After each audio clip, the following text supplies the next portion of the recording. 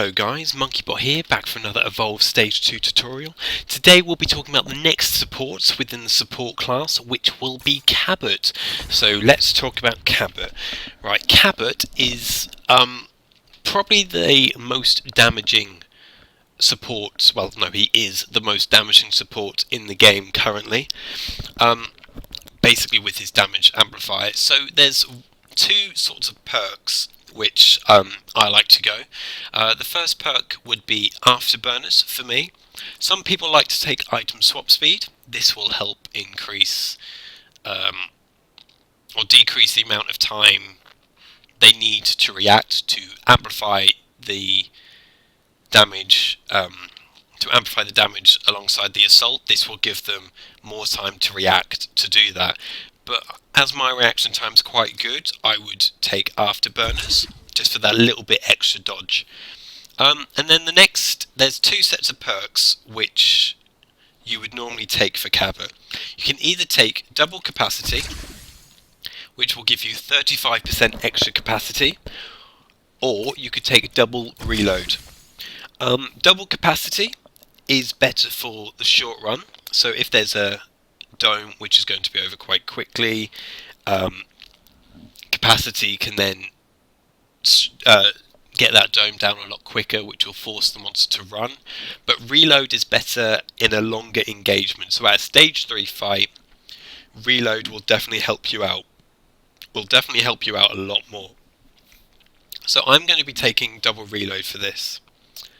So the next, that you can play cabot a defensive way, which would obviously be something like jetpack perks. You can take thrusters, jetpack recharge, and Rocket Man.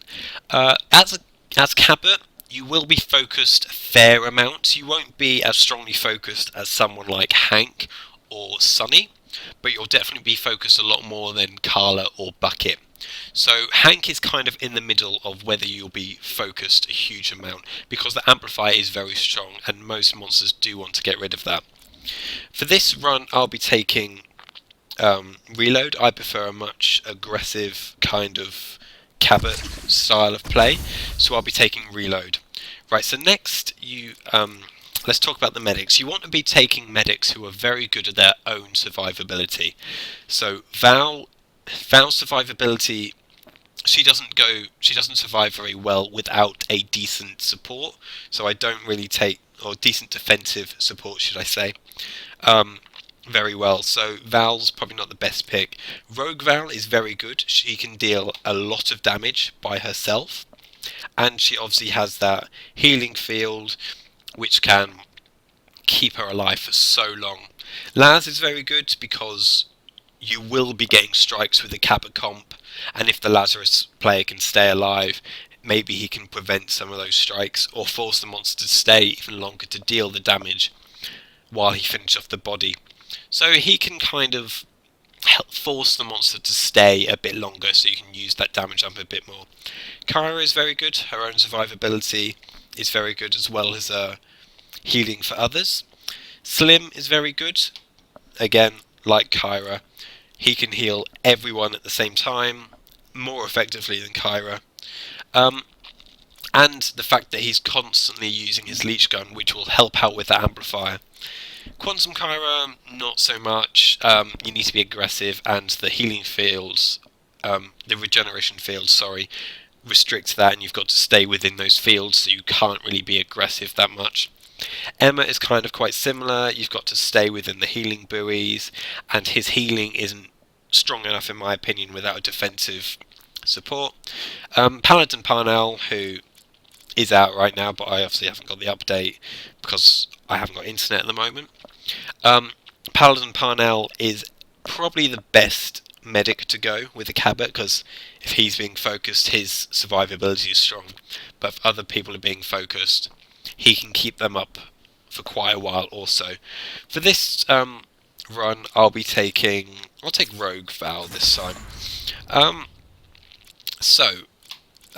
Trappers, you want to be taking a heavy damage trapper, which would be Abe or Crow. These two trappers both deal the most amount of damage, which can add on to that amplified damage that you use with Cabot's amplifier. So for this run, I'll be taking Abe. The other trappers, yes, they are very good at holding the monster in place, but they're not doing effective amount of damage really compared to these two trappers. So these two trappers are definitely the best to choose. Right, assaults. You want to be taking either Markov, Blitz Markov, Hyde, Parnell, or Lennox.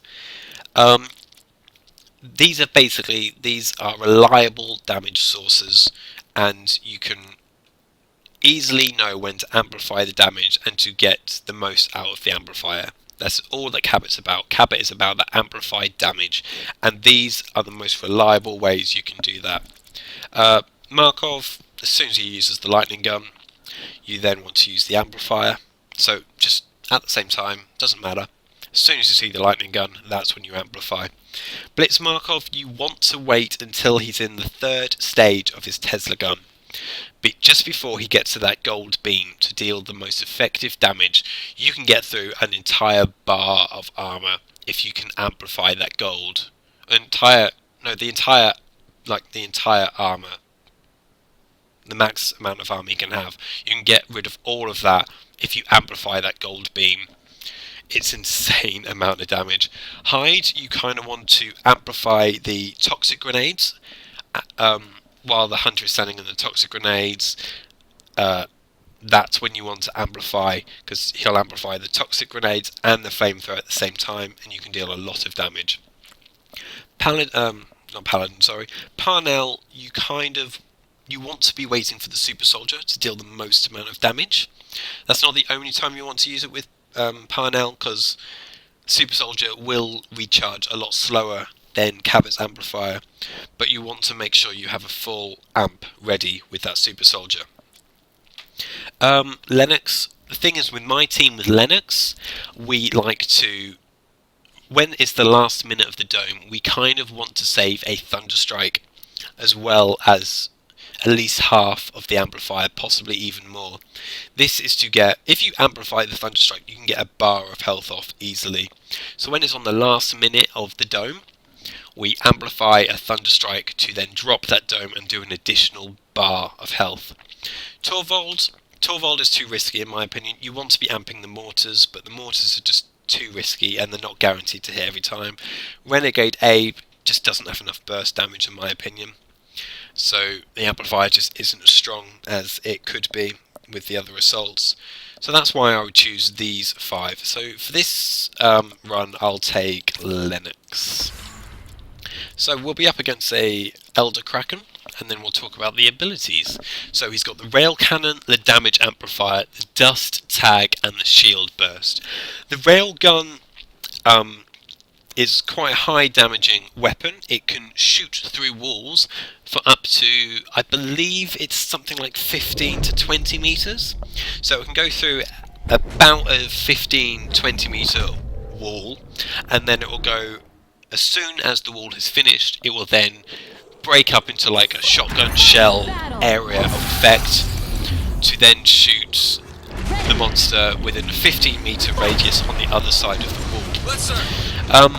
So you want to be using the amplifier when the monster is like there. That's like a bar of health there if you just saw that. And there we go, my amp is already out already. So you want to be doing it when the assault is dealing the most amount of damage, so you can get rid of that amplifier quickly. Ideally you want to be getting rid of the amplifier within about 3-4 seconds. So the amplifier is refilled. I'll be waiting for the assault to get into position, like now. Thanks. And now I'll be amping. So right at the end of the dome is when you want to be using the dust tags. Before that time you don't really want to be using the dust tag. You don't need to use it in the dome. It's not important enough. You don't want to be wasting time tagging the monster when you can be dealing damage to it. There we go, amplified, and does another bar of health. And there we go, that's it. The amount of damage you can do is insane if you time it right. So yeah, you want to be waiting for the end of the dome before you do the dust tag. I'm just going to pick up Lennox. So you want to be waiting for the end of the dome to do the dust tag, so you can then use the fact that the monster is tagged Why are we losing and our do extra damage on the chase when the monster is trying to medagate round walls. So yeah, that's basically the most effective way of playing cabot. I hope this tutorial was very helpful. If you have any questions, leave them in the comments below, and I'll see you in the next tutorial. See you soon.